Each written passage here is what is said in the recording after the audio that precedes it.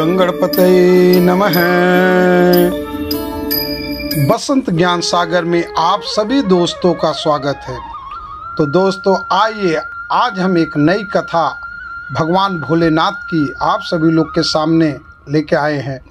महाशिवरात्रि व्रत की प्रामाणिक और पौराणिक कथा। पूर्व काल में चित्रभानु नामक एक शिकारी था। जानवरों की हत्या करके वह अपने परिवार को पालता था। वह एक साहूकार का कर्जदार था, लेकिन उसका ऋण समय पर न चुका सका। क्रोधित साहूकार ने शिकारी को शिव मठ में बंदी बना लिया। योग से उस दिन शिवरात्रि थी। शिकारी ध्यान मग्न होकर शिव संबंधित धार्मिक बातें सुनता रहा। चतुर्दशी को उसने शिवरात्रि का व्रत की कथा भी सुनी। शाम होते ही साहूकार ने उसे अपने पास बुलाया और ऋण चुकाने के विषय में बात की।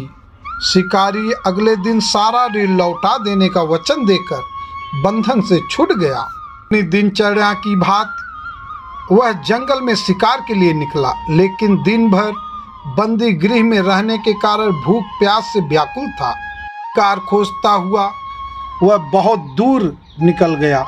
जब अंधकार हो गया तो उसने विचार किया कि रात जंगल में ही बितानी पड़ेगी। वह वन एक तालाब के किनारे एक बेल के पेड़ पर चढ़कर रात बिताने का इंतजार करने लगा। बिल्व वृक्ष के नीचे शिवलिंग था, जो बिल्व पत्थरों से ढका हुआ था। शिकारी को उसका पता न चला। पड़ाव बनाते समय उसने जो भी टहनियाँ पड़ी वे संयोग से शिवलिंग पर गिरती चली गई। इस प्रकार दिन भर भूखे प्यासे शिकारी का व्रत भी हो गया और शिवलिंग पर बेलपत्र भी चढ़ गए। एक पहर रात्रि बीत जाने पर एक गर्भिणी हिरणी तालाब पर पानी पीने पहुंची। शिकारी ने धनुष और तीर चढ़ाकर ज्यों ही प्रत्यंचा खींची, हिरणी बोली, मैं गर्भिणी हूँ, शीघ्र ही प्रसव करूंगी। तुम एक साथ दो जीवों की हत्या करोगे, जो ठीक नहीं है। मैं बच्चे को जन्म देकर शीघ्र ही तुम्हारे समक्ष प्रस्तुत हो जाऊंगी, तब मार लेना। शिकारी ने प्रत्यंचा ढीली कर दी और हिरणी जंगली झाड़ियों में लुप्त हो गई। प्रत्यंचा चढ़ाने तथा ढीली करने के वक्त कुछ बिल्व पत्र अनायास ही टूटकर शिवलिंग पर गिर गए। इस प्रकार उससे अनजाने में ही प्रथम प्रहर का पूजन भी संपन्न हो गया। कुछ ही देर बाद एक और हिरणी उधर से निकली। शिकारी की प्रसन्नता का ठिकाना न रहा। समीप आने पर उसने धनुष पर बाण चढ़ाया। तब उसे देख हिरणी ने विनम्रता पूर्वक निवेदन किया, हे शिकारी, मैं थोड़ी देर पहले ऋतु से निवृत्त हुई हूँ, काम आतुर विरहिणी हूँ, अपने प्रिय की खोज में भटक रही हूँ। मैं अपने पति से मिलकर शीघ्र ही तुम्हारे पास आ जाऊंगी। शिकारी ने उसे भी जाने दिया। 2 बार शिकार को खोकर उसका माथा ठनका। वह चिंता में पड़ गया। रात्रि का आखिरी पहर बीत रहा था। इस बार भी धनुष से लगकर कुछ बेलपत्र शिवलिंग पर जा गिरे तथा दूसरे पहर की भी पूजन भी संपन्न हो गई। तभी एक अन्य हिरणी अपने बच्चों के साथ उधर से निकली। शिकारी के लिए यह स्वर्णिक अवसर था। उसने धनुष पर तीर चढ़ाने में देर नहीं लगाई। वह तीर छोड़ने ही वाला था कि हिरणी बोली, हे शिकारी, मैं इन बच्चों को इनके पिता के हवाले करके लौट आऊंगी। इस समय मुझे मत मारो। शिकारी हंसा और बोला, सामने आए शिकार को छोड़ दूं? मैं ऐसा मूर्ख नहीं। इससे पहले मैंने 2 बार अपना शिकार खो चुका हूँ। मेरे बच्चे भूख प्यास से व्यग्र हो रहे हैं। उत्तर में हिरणी ने फिर कहा, जैसे तुम्हें अपने बच्चों की ममता सता रही है, ठीक वैसे ही मुझे भी। हे शिकारी, मेरा विश्वास करो, मैं इन्हें इनके पिता के पास छोड़कर तुरंत लौटने की प्रतिज्ञा करती हूँ। हिरणी का दुख भरा स्वर सुनकर शिकारी को उस पर दया आ गई। उसने उस मृगी को भी जाने दिया। शिकार के अभाव में तथा भूख प्यास से व्याकुल शिकारी अनजाने में ही बेल वृक्ष पर बैठा बेलपत्र तोड़ तोड़ कर नीचे फेंकता जा रहा था। पाँव फटने के हुई तो एक हष्ट पुष्ट मृग उसे रास्ते पर आया। शिकारी ने सोच लिया कि इसका शिकार वह अवश्य करेगा। शिकारी की तनी प्रत्यंचा देखकर मृग विनीत स्वर में बोला, हे शिकारी, यदि तुमने मुझसे पूर्व आने वाली 3 मृगियों तथा छोटे छोटे बच्चों को मार डाला है तो मुझे भी मारने में विलम्ब न करो, ताकि मुझे उनके वियोग में एक क्षण भी दुख न सहना पड़े। मैं उन हिरणियों का पति हूँ। यदि तुमने उन्हें जीवन दान दिया है तो मुझे भी कुछ क्षण का जीवन देने की कृपा करो। मैं उनसे मिलकर तुम्हारे समक्ष उपस्थित हो जाऊंगा। मृग की बात सुनते ही शिकारी के सामने पूरी रात का घटना चक्र घूम गया। उसने सारी कथा मृग को सुना दी।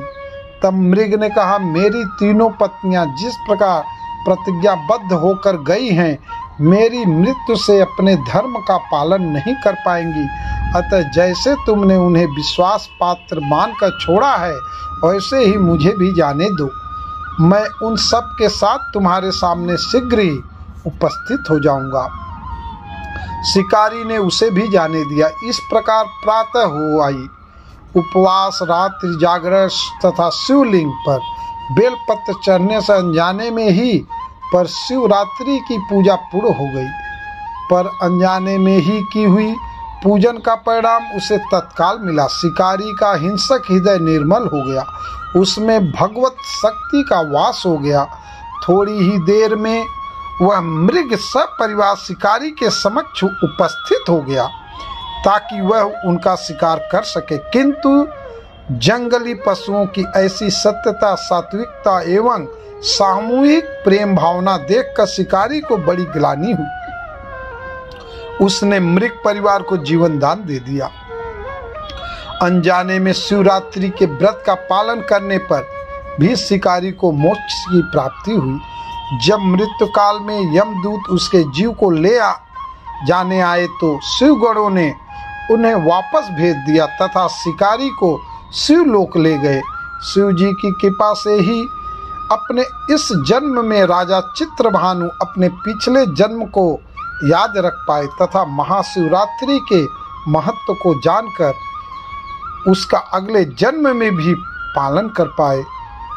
तो दोस्तों, शिव कथा का यह संदेश, शिकारी के कथानुसार महादेव तो अनजाने में किए गए व्रत को भी फल दे देते हैं, पर वास्तव में महादेव शिकारी की दया भाव से प्रसन्न हुए।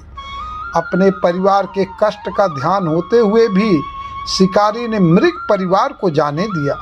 यह करुणा ही वस्तुतः उस शिकारी को उन पंडित एवं पुजारियों से उत्कृष्ट बना देती है जो कि सिर्फ रात्रि जागरण, उपवास एवं दूध, दही, बेलपत्र आदि द्वारा शिव को प्रसन्न कर लेना चाहते हैं। इस कथा से सबसे महत्वपूर्ण बात यह है कि इस कथा में अनजाने में ही हुए पूजन पर विशेष बल दिया गया है। इसका अर्थ यह नहीं है कि शिव किसी भी प्रकार के से किए गए पूजन को स्वीकार कर लेते अथवा भोलेनाथ जाने या अनजाने में हुए पूजन में भेद नहीं कर सकते हैं। वास्तव में वह शिकारी शिव पूजन नहीं कर रहा था। इसका अर्थ यह भी हुआ कि वह किसी तरह के किसी फल की कामना भी नहीं कर रहा था। उसने मृग परिवार को समय एवं जीवन दान दिया जो कि शिव पूजन के समान है। शिव का अर्थ ही कल्याण होता है। उन निरीह प्राणियों का कल्याण करने के कारण ही वह शिव तत्व को जान पाया तथा उसका शिव से साक्षात्कार हुआ। परोपकार करने के लिए महाशिवरात्रि का दिवस होना भी आवश्यक नहीं है। पुराण में 4 प्रकार के शिवरात्रि पूजन का वर्णन है। मासिक शिवरात्रि, प्रथम आदि शिवरात्रि तथा महाशिवरात्रि और पुराण वर्णित अंतिम शिवरात्रि है।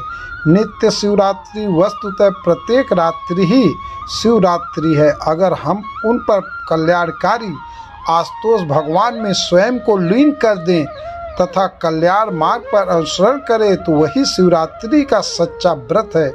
तो दोस्तों, इस बार 2024 में 8 या 9 मार्च को महाशिवरात्रि महादेव भोलेनाथ का पर्व मनाया जाएगा।